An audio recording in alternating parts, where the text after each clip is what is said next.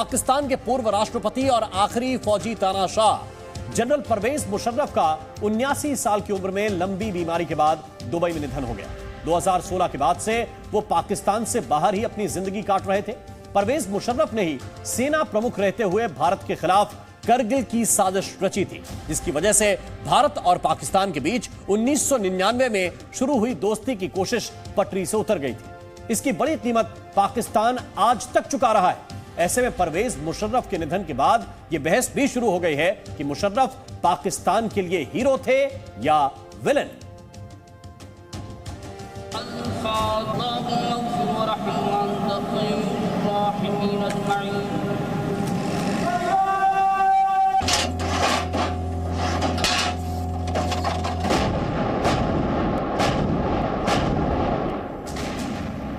That the situation in the country is perfectly calm. Your armed forces have never.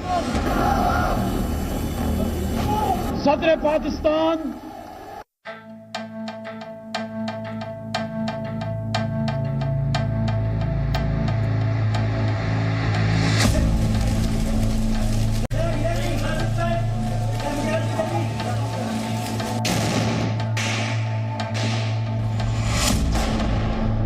तबीयत तो बहुत खराब है।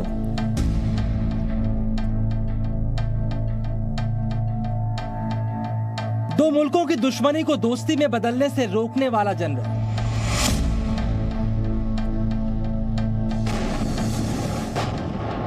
भारत के खिलाफ कारगिल की साजिश करने वाला जनरल।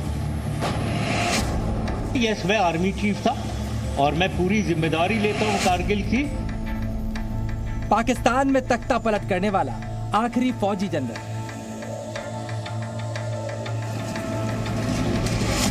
भारत से दोस्ती की बात करके बार बार दगा देने वाला तानाशाह, भारत से क्रिकेट मैच हारकर धोनी की तारीफ करने वाला तानाशाह। If you were to take my opinion, you look good in this haircut. Don't have a haircut. America के साथ मिलकर आतंकवाद के खिलाफ जंग के नाम पर डॉलर्स कमाने वाला तानाशाह, पाकिस्तान की इकोनॉमी को पटरी पर लाने वाला तानाशाह, भारत में पैदा होकर मुहाजिर की तरह पाकिस्तान में जाकर रहने वाले और पाकिस्तान के राष्ट्रपति की गद्दी तक पहुंचकर तड़ीपार की तरह दुबई में अंतिम सांस लेने वाले शख्स यानी पाकिस्तान के सैन्य शासक और राष्ट्रपति परवेज मुशर्रफ भारत के लिए तो विलन थे, लेकिन जिस पाकिस्तान के लिए मुशर्रफ ने भारत को बेशुमार धोखे दिए, वो परवेज मुशर्रफ को कैसे याद कर रहा है? क्या मुशर्रफ पाकिस्तान के लिए हीरो थे या विलन? 79 साल की उम्र में परवेज मुशर्रफ के निधन के बाद इस बात की चर्चा भी शुरू हो गई। करीब 9 साल तक पाकिस्तान पर राज करने वाले जनरल मुशर्रफ का दुबई में लंबी बीमारी के बाद निधन हो गया। आतंकवादी हमलों से लेकर अदालत द्वारा फांसी के आदेश तक कई बार मौत को चकमा देने वाले मुशर्रफ की जान एमिलाइडोसिस नामक एक बीमारी से हुई, जिसके कारण उनके सारे अंगों ने काम करना बंद कर दिया था। और आज हम परवेज मुशर्रफ की जिंदगी की कहानी, भारत और पाकिस्तान के रिश्तों की उस इबारत को ध्यान में रखते हुए सुनाएंगे जो बनते बनते मुशर्रफ की वजह से बिगड़ गई। लेकिन उससे पहले मुशर्रफ के बारे में कुछ अहम बातें जान लेंगे।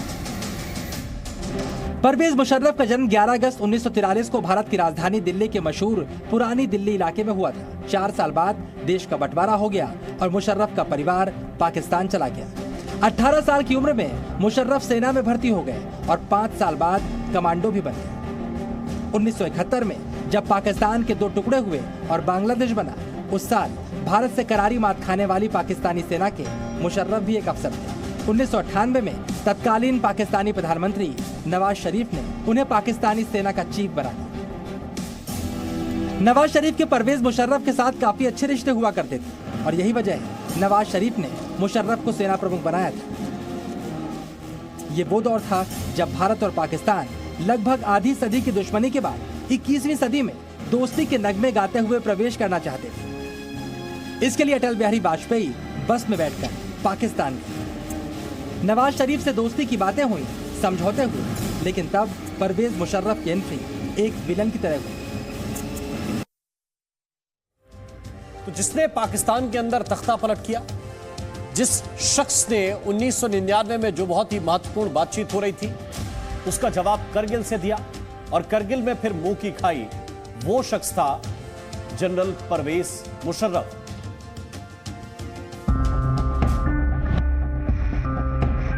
बीस फरवरी 1999 को अटल बिहारी वाजपेयी और भारत की मशहूर हस्तियों को लेकर बस लाहौर पहुंची थी।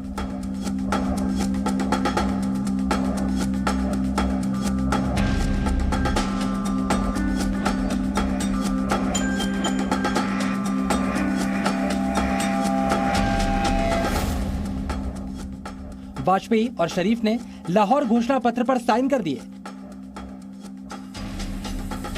तो दोनों मुल्कों के साथ साथ दुनिया को लगा कि भारत पाकिस्तान के रिश्ते सुधर जाएंगे। इतने दोस्ताना माहौल के बावजूद 2-3 महीनों में सब कुछ बदल गया।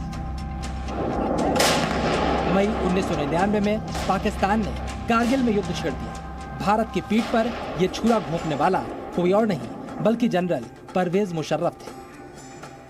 कारगिल ऑपरेशन इसलिए लॉन्च किया गया था भारत के ऊपर ताकि भारत पे प्रेशर बने कश्मीर के मुद्दे को लेकर के, और भारत कश्मीर के मुद्दे को लेकर के पाकिस्तान के साथ नेगोशिएट करे।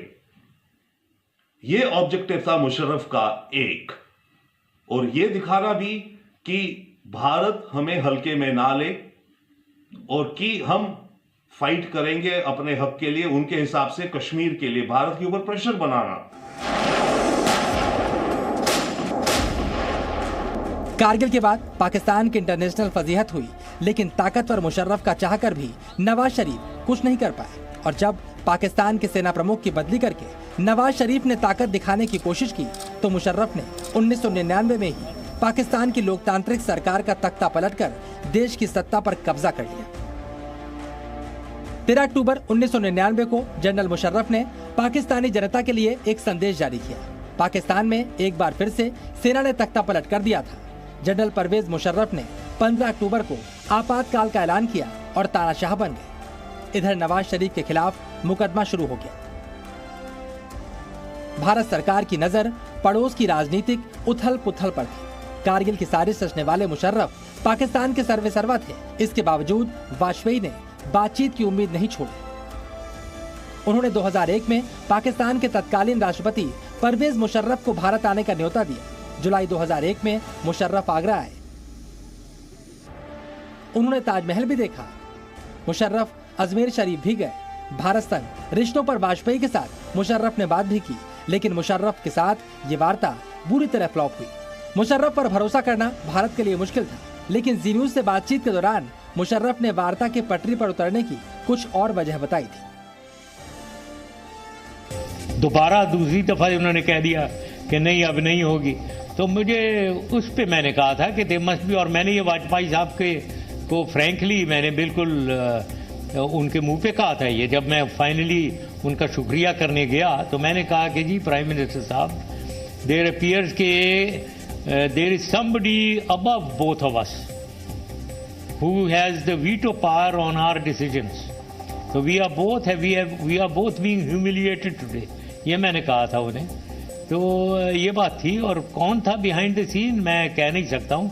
उस वक्त हम सबको शक था कि मे बी एडवानी साहब कुछ इसको रिजेक्ट करवा रहे हैं, और he is playing a key role in rejecting the declaration. बहुत अच्छे इंसान मुझे लगे, दोनों में सिंसेरिटी थी टू रिजॉल्व डिस्प्यूट्स, और दोनों एक फ्लेक्सिबिलिटी भी दिखा रहे थे टू रिजॉल्व डिस्प्यूट्स।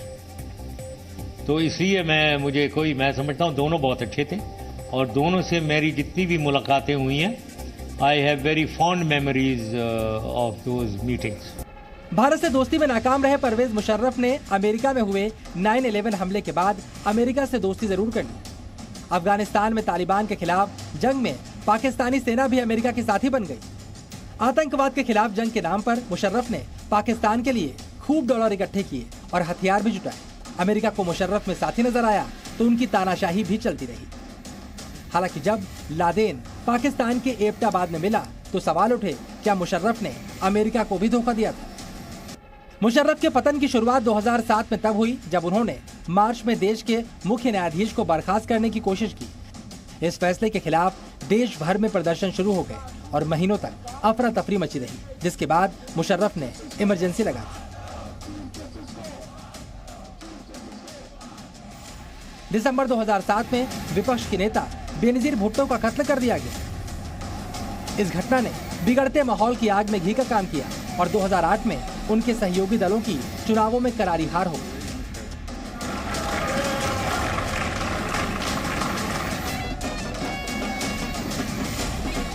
मुशर्रफ ने इसके बाद देश छोड़ दिया। 2013 में फिर उनकी वतन वापसी हुई। तब नवाज शरीफ की सरकार ने मुशर्रफ पर बेनजीर भुट्टो की हत्या की साजिश का मुकदमा दर्ज किया और उन्हें घर में नजरबंद कर दिया गया। कभी खुद को खुदा समझने वाला देश का सबसे ताकतवर माना जाने वाला जनरल अपने ही घर में अब बेबस हो गया था। 2016 में मुशर्रफ को एक बार फिर देश से बाहर जाने की इजाजत दी गई। इसके बाद मुशर्रफ कभी पाकिस्तान नहीं लौटे। दुनिया मुशर्रफ को तानाशाह मानती है, लेकिन मुशर्रफ खुद को क्या समझते हैं, उन्होंने जी न्यूज को बताया था। अब सवाल उठता है, इस वक्त पाकिस्तान जिस आर्थिक संकट का सामना कर रहा है, अगर भारत से दोस्ती हो जाती तो क्या पाकिस्तान के हालात वैसे ही होते? ये सच है, मुशर्रफ ने भारत से बदला लेने के लिए, कश्मीर मुद्दे को जिंदा रखने के लिए कारगिल की साजिश रची थी। मुशर्रफ के दौर में पाकिस्तान की आर्थिक स्थिति भी अमेरिका से मिल रहे फंड की वजह से बेहतर थी, लेकिन 1999 में भारत पाकिस्तान के बीच सुधरते संबंधों पर अगर मुशर्रफ ने अड़ंगा नहीं डाला होता तो आज पाकिस्तान का हाल शायद इतना बुरा नहीं होता। फिलहाल पाकिस्तान में तख्ता पलट करके जनरल से तानाशाह बने मुशर्रफ को आखिरी सांस देने के लिए पाकिस्तान की हवा नसीब नहीं हुई और दिल्ली से शुरू होने वाली ये कहानी अपने वतन यानी पाकिस्तान से दूर दुबई में खत्म हुई। ब्यूरो रिपोर्ट, जी न्यूज़। और आखिरकार चीन का गुब्बारा फूट गया। जी हां, अमेरिका ने चीन के जासूसी बैलून को अपने लड़ाकू विमान F-22 रैप्टर से मार गिराया। अमेरिका के फाइटर प्लेन F-22 की सिडवाइंडर मिसाइल ने पलक झपकते ही चीन के जासूसी की हवा निकाल दी। आपको बता दें कि एक सिडवाइंडर मिसाइल की कीमत 3 करोड़ रुपए से भी ज्यादा है, लेकिन अपने देश के हितों की रक्षा के लिए अमेरिका ने यह मामूली रकम खर्च करके चीन की चालबाजी को मुंहतोड़ जवाब दिया। दूसरी ओर चीन अमेरिका की कार्रवाई से तिलमिला गया है और चेतावनी देते हुए बदला लेने की धमकी दे रहा है।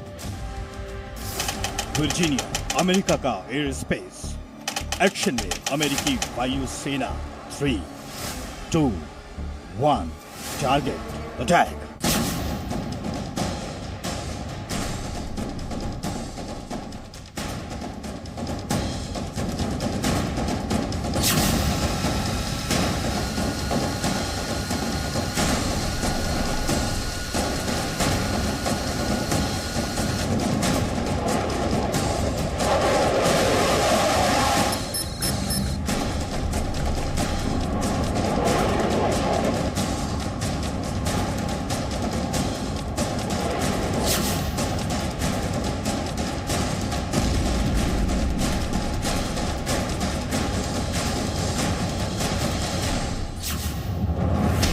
बहत्तर घंटों से अमेरिका के आसमान पर मंडराते चीनी जासूस का अमेरिकी वायुसेना ने शिकार कर लिया है। आसमान में उड़ते चीनी गुब्बारे को देखते देखते अमेरिका का गुस्सा भी साथ में आसमान पर आ गया था। चीन को चेतावनी देने के बावजूद चीन बार बार कहता रहा कि बैलून चीनी जरूर है, लेकिन वो गलती से यहाँ तक पहुँच गया है।